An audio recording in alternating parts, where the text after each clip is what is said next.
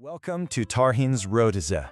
If you're new here, a massive thank you for joining our community. We're literally thrilled to have you. Today, we're diving headfirst into one of the most epic, mind-blowing eras in human history. Seriously, if you think ancient Egypt was just about building pyramids and filling pharaohs' tombs, well, buckle up. Because in today's explainer, we're going to witness the explosive rise of an unstoppable empire. We'll meet fierce warrior kings who fought right on the front lines, and we'll unpack the very first written peace treaty in human history. We're looking at the incredible, unprecedented scale of Egypt's new kingdom. Let's get right into it. You know, almost every massive empire is sparked by a deep collective trauma. And for Egypt, that trauma was the foreign domination of their northern half by invaders known as the Hyksos. My desire is to save Egypt and destroy the Asiatics. Those fierce, furious words belong to Kamose. He was one of the leaders who launched a massive, desperate rebellion from the south to drive out the invaders and reunite the country. And it was exactly that deep-seated anger, that absolute desperation to expel the Hyksos, that acted as the catalyst. It totally transformed Egypt from an inward-looking kingdom into an aggressive, outward-looking imperial powerhouse. Okay, let's dive right into this. The Hyksos didn't just occupy Egypt, they actually completely unintentionally introduced a level of military tech the Egyptians had never seen before. Back in the Old and Middle Kingdoms, Egyptian soldiers fought with, well, pretty basic weapons.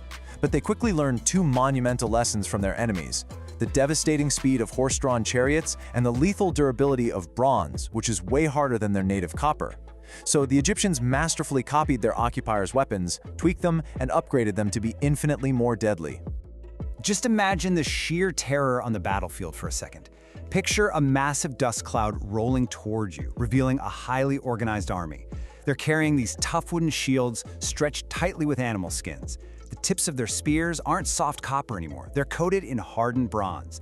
They've totally ditched their old, weak, sickle-shaped swords and equipped themselves with these lethal Asiatic-style slashing swords that they took right from their enemy's playbook.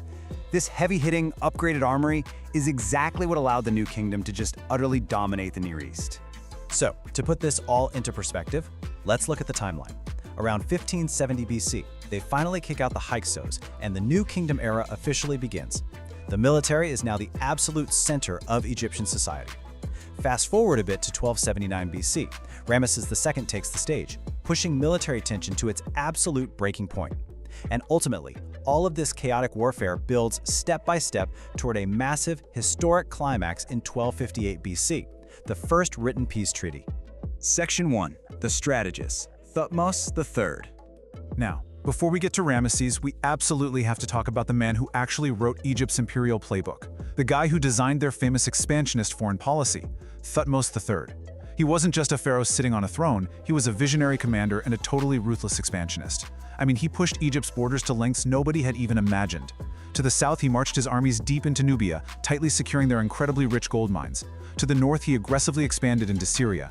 Historical records actually show he was the very first Egyptian pharaoh to cross the mighty Euphrates River. He created this massive geographic zone of influence and military hegemony. But what's really interesting here is how his success wasn't just built on brute force alone. Thutmose III's imperial playbook was incredibly sophisticated. First, he formed marriage alliances with the regions he conquered to lock in those ties. Then, he systematically turned neighboring states into loyal, dependent vassal states. Why do all this? Because the gears of a massive empire need a constant influx of vital foreign resources to keep turning. By locking down these territories, he guaranteed a non-stop flow of bronze to keep his military armed, and precious cedar wood for his massive construction projects back home. Section 2. Ramesses the Great and the Ultimate Showdown. Let's fast forward to 1279 BC.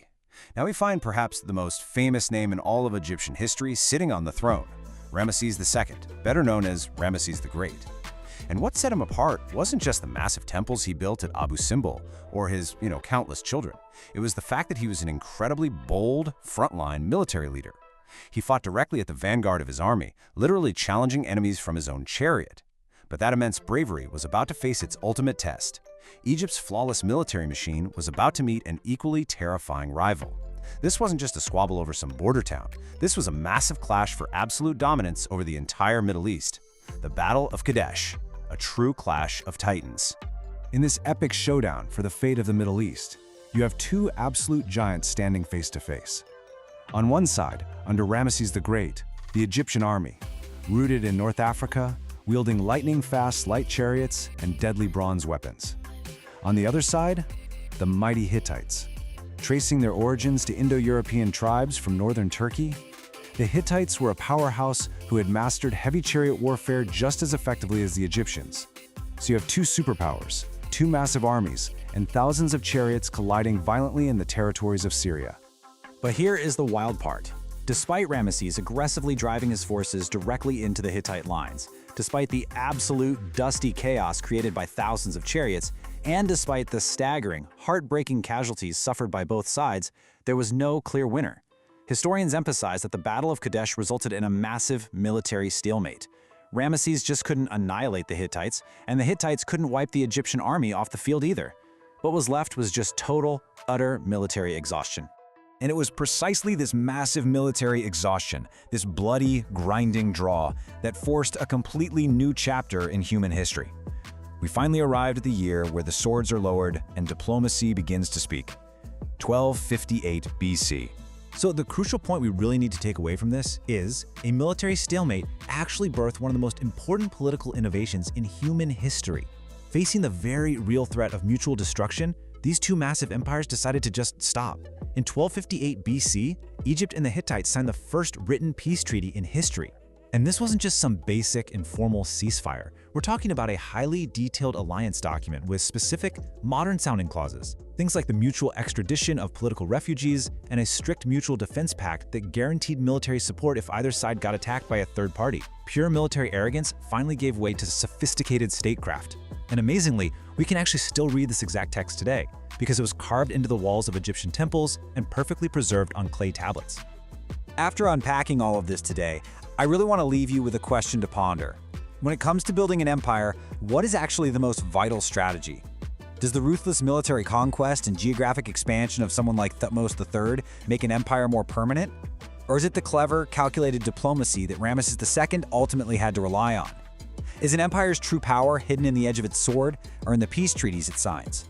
Drop your thoughts down in the comments below. I absolutely love reading your takes on these historical debates. You guys are all amazing for joining us on this historical journey into the fascinating, complex world of ancient Egypt. If you love this explainer and want to uncover more secrets of history or dive deep into other massive historical events, make sure to support Tarihin Ratasa. Hit that subscribe button right now, smash the like button, turn on the notification bell so you never miss one of our analytical explainers, and please share this with your fellow history lovers to help our channel grow. Until our next deep dive, stay curious and keep exploring history.